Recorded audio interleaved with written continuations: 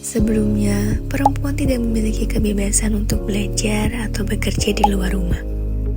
Namun, kebebasan ini mulai terwujud dengan munculnya gerakan feminisme. Gerakan feminisme berkembang pesat setelah perempuan mendapatkan hak untuk berkarir di sektor publik. Para aktivis feminis kemudian mendorong agar perempuan diberikan akses untuk memiliki kesempatan belajar, baik melalui pendidikan formal maupun non-formal. Tuntutan ini muncul sebagai respon terhadap ketidakadilan yang dialami perempuan dalam mendapatkan pekerjaan di sektor publik. Saat ini, perempuan telah memperoleh hal yang setara dengan pria dalam hal pendidikan dan pekerjaan. Banyak wanita yang kini dapat melanjutkan pendidikan mereka hingga jenjang perguruan tinggi dan mendapatkan pekerjaan yang sesuai dengan keahlian mereka. Di Indonesia, sudah sejak dulu banyak perempuan yang berjuang untuk mendapatkan hak-hak mereka dan mencapai kesetaraan. Mereka juga berperan penting dalam perjuangan melawan penjajahan demi kemerdekaan negara.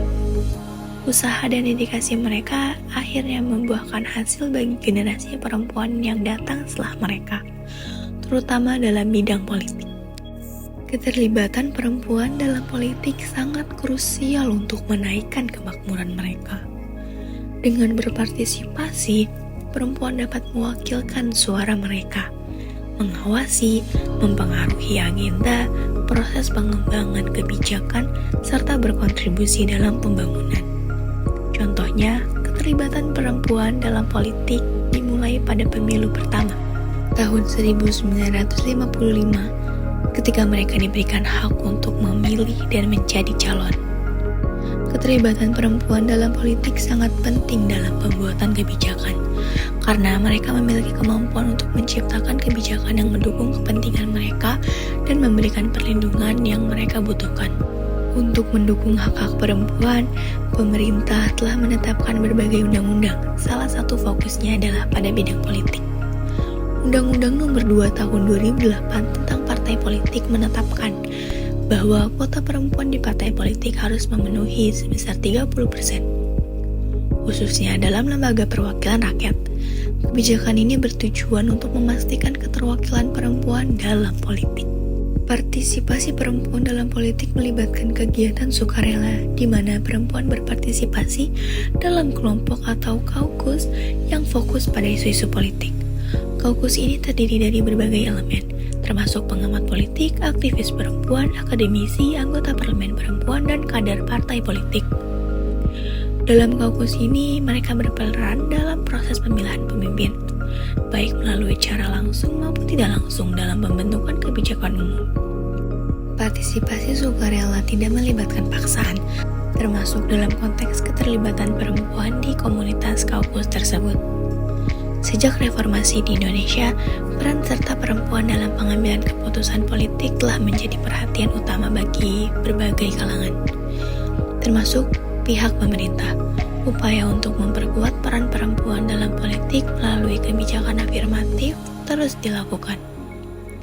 Salah satu contohnya adalah Undang-Undang Pemilu yang mengatur agar setidaknya 30% dari calon legislatif harus terdiri dari perempuan, seperti yang ditetapkan dalam pemilu 2014. Kebijakan ini ditegaskan oleh Komisi Pemilihan Umum dalam Peraturan KPU Nomor 7 Tahun 2013 yang menyatakan bahwa partai politik yang tidak memenuhi persentase tersebut tidak memenuhi syarat untuk mengajukan daftar calon di daerah pemilihan. Meskipun demikian, dalam praktiknya banyak partai masih kesulitan untuk memenuhi syarat ini, terutama di tingkat kabupaten dan kota yang terlihat dari hasil pemilu. Secara nasional, laporan KPU RI mengenai pemilu 2014 menunjukkan bahwa hanya 14% caleg perempuan yang terpilih dari total 560 kursi nasional. Persentase ini jauh di bawah rata-rata pencalonan perempuan yang mencapai 37%. Dalam pasal 8 ayat 1 UU Nomor 10 Tahun 2008 diatur bahwa partai politik harus mencakup setidaknya 30% keterwakilan perempuan dalam kepengurusannya. Selain itu, pasal 53 dari UU yang sama menetapkan bahwa daftar calon peserta pemilu harus mencakup minimal 30% perempuan. Konsep perwakilan mengacu pada kemampuan atau tanggung jawab individu atau kelompok untuk berbicara dan berperan mewakili suatu kelompok yang lebih luas.